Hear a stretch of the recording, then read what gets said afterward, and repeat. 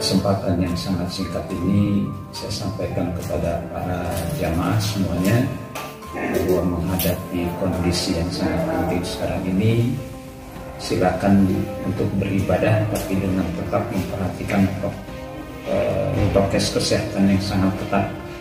Jadi silakan tetap beribadah tapi tetap kita memperhatikan ketentuan PPKM yang sudah diberlakukan oleh pemerintah semata-mata untuk kemaslahatan kita semuanya. Ibadah kita untuk akhirat kita, prokesnya, PPKM untuk keselamatan dunia kita. Jadi masih sama-sama kita bawa dua hal ini beriringan bersama-sama, tetap beribadah tapi tetap juga mempertahankan mematuhi PPKM yang sudah ditentukan oleh pemerintah kita.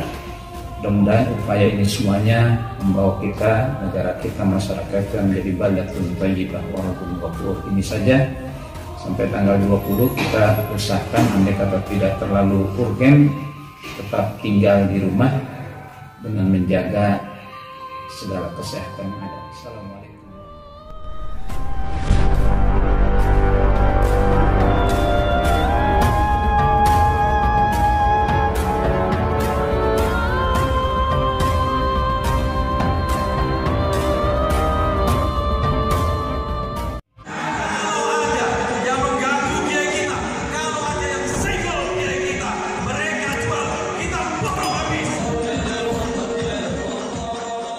Setelah mendapatkan banyak masukan dari para menteri, para ahli kesehatan, dan juga para kepala daerah, saya memutuskan untuk memberlakukan PPKM darurat sejak tanggal 3 Juli hingga 20 Juli 2021, khusus di Jawa dan Bali. Pembatasan makro ini sampai tanggal berapa? 20 Idul Adha loh. Nanti ada Idul Adha nggak? Ini rupanya jebakan-jebakan luar biasa. Kok sampai tanggal 20? Nanti tanggal 20 itu ada Idul Adha dan ada potong kurban, ada kerumunan. Rupanya ada untuk dihalang-halangi supaya tidak Idul Adha ini. Nauzubillah min dzalik. Ingat,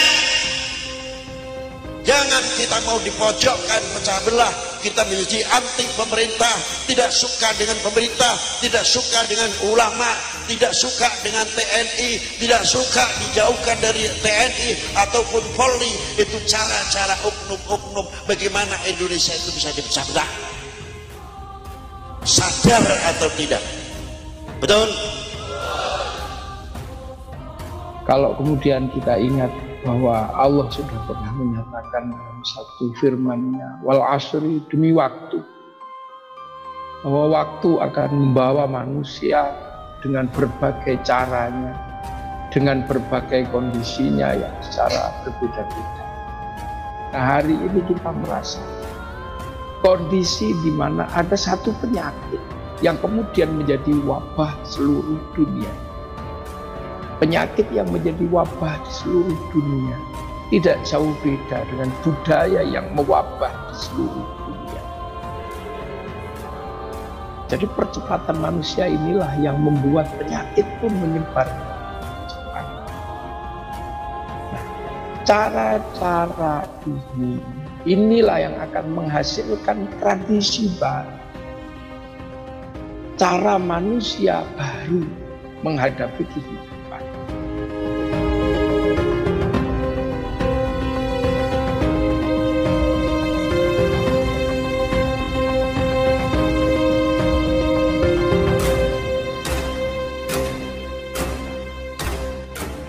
Ini orang lebih takut pada apa?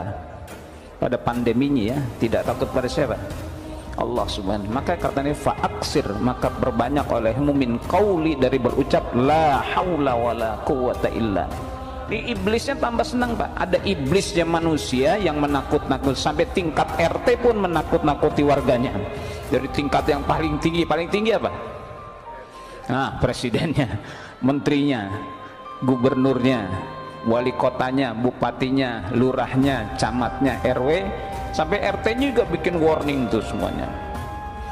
Ini semakin takut kita, iblisnya semakin senang. Sebab kita tidak lagi menghadirkan kebesaran Allah. Makanya kita lebih takut pada itu, tidak takut kepada Allah Subhanahu. Tutupnya masjid, tutupnya musola, itu mengingatkan kita bahwa Sunan Kalijaga pun bisa jadi wali di tepi sungai. Syekh Abdul Qadir Al-Jilani bisa jadi wali dengan padang pasir. Sunan Geseng bisa menjadi wali di tengah hutan yang terbakar. Nah, ketika simbol-simbol itu mulai diatur oleh Allah dalam sebuah rencana baru yang kita belum ngerti, maka hari ini adalah innal insana lafi khusrin illal ladzina amanu wa 'amilus sholihat. Pasti akan ada yang paham. Wa tawassaw bil haqq wa tawassaw bis sabr. Nah, percepatan-percepatan ini kita minta kepada Allah agar kita sanggup menerima kenyataan ini, agar kita kuat menerima problem-problem baru yang akan muncul dalam kehidupan kita hari ini. Kira-kiranya Indonesia begitu, bapak-bapak ini selaku anak bangsa yang terdahulu semua ikut berjuang di dalam republik ini, apakah Indonesia kalau pecah belah kalian ridho? Jawab yang keras. Pertahankan itu NKRI. Jangan sampai kita jadi bangsa yang mudah terpengaruh, mudah digoyahkan. Tujuannya adalah apa? Indonesia kayak tumpeng, mau dibagi berapa? Ingat, jangan kita mau dipojokkan, pecah belah. Kita menjadi anti pemerintah, tidak suka dengan pemerintah, tidak suka dengan ulama, tidak suka dengan TNI, tidak suka dijauhkan dari TNI ataupun Polri. Itu cara-cara oknum-oknum bagaimana Indonesia itu bisa dipecah belah. Sadar atau tidak? Nanti tanggal 20 itu ada Idul Adha dan ada potong kurban, ada kerumunan. Rupanya ada untuk dihalang-halangi supaya tidak Idul Adha ini. Nauzubillah min dzalik.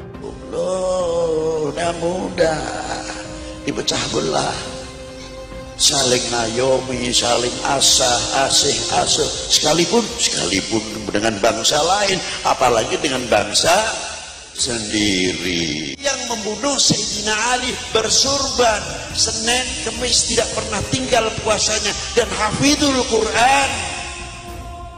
Itulah orang yang menikam Sayyidina Ali dari belakang waktu sholat subuh.